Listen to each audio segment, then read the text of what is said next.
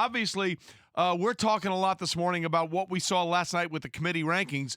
Penn State now ranked 8th, jumping ahead of Minnesota, a team that beat you just about 10, 15 days ago. What's your thoughts on that?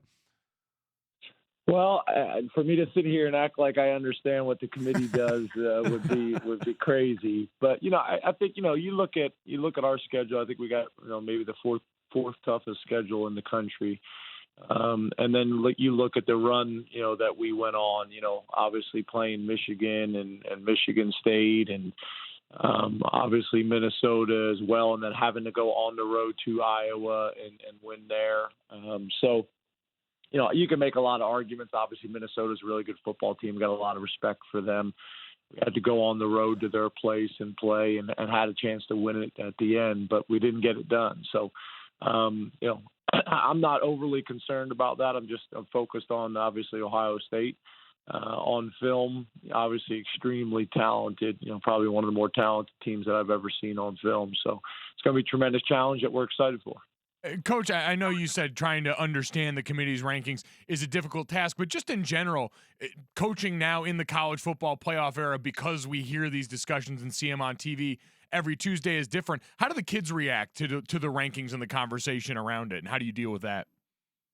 Well, I think the biggest thing is in most programs, I don't think it's probably discussed a whole lot. I know we don't talk about it at all. I mean, a couple of weeks ago, we came out as number 4, and the only reason, I knew as I was in my office and all the managers downstairs were washing the clothes, and all of a sudden they started screaming and going crazy. I didn't know what the heck was going on. So I just think at this point, I don't think most coaches and most programs spend a whole lot of time on it. I mean, obviously, when it gets down to the wire, you start checking more closely. But, most people are just focused on trying to find a way to get a win that week. And I will say this, I think the playoff committee's got a tough job. Everybody, it makes for great conversation, and everybody criticizes them. But I think they got a tough job. The thing I think they should do before anything else is I think they should come out publicly and say, hey, college football needs to get into a system where we can compare apples to apples. Everybody should play the same number of conference games. Everybody should be in a conference. Everybody should or shouldn't play 1AA teams. Everybody should have a conference championship. And if you're not in a conference or you don't do one of these things, then you're going to be penalized. To me, that's the thing that has to happen for them to be able to make decisions on who should be in and who shouldn't. How do you do that? When one conference is playing 8 games, one conference is playing 9. I think that's the thing that needs to happen. And I'm not a proponent that it needs to be 8, 9 games. It could be 10 games. Just make it the same for everybody. Yes, as we're talking to James Franklin, Penn State head coach, our buddy in here, Jason Fitz, always said you could have 13 people in a room make the exact same hamburger, and you're going to get maybe 13 different decisions on what the best hamburger is. So it is a difficult task, no doubt about that. And you as a coach understand that, just win and keep going, and you can be in. Players, as Mike mentioned, 18 to 22-year-olds, a little different in how you have to deal with them.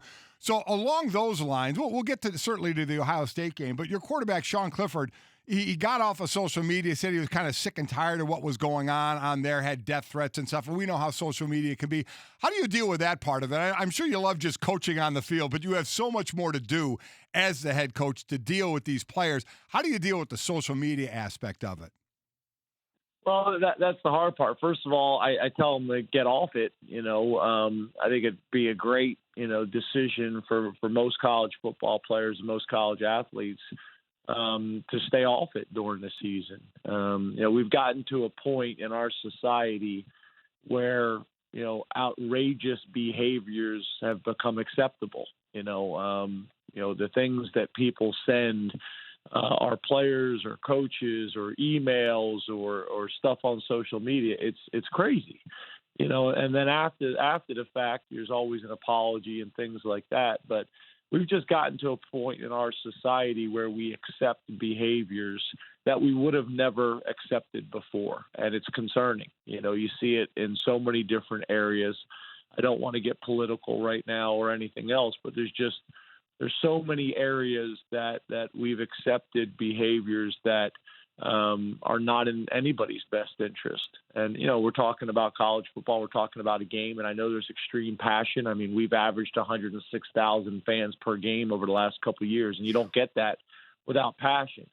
So, I get it from both perspectives, but I do think as a society, we all need to take a deep breath and look at the big picture.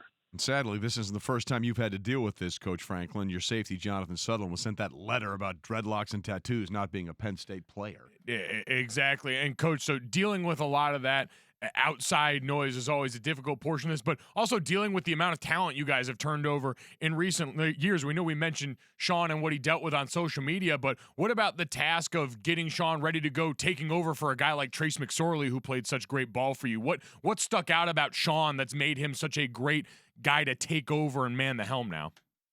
Well, I think the first thing is his time behind Trace, I think, was very valuable for him. I think whenever you can take some time and train behind a guy who had a lot of success, who was a tremendous leader and all that kind of stuff, there's a lot of value. When I was at the Green Bay Packers, we drafted Aaron Rodgers that year, and I make the argument Aaron being able to come in and sit behind Brett Favre and learn from what Brett did well and maybe things that Aaron would do differently than Brett.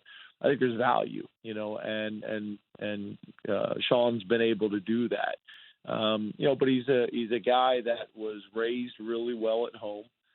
He was raised well from a football perspective, went to a great high school program in Ohio, and learned what it took to sacrifice and what it took to win, and then came here and did everything we've asked him to do. But he's a competitor.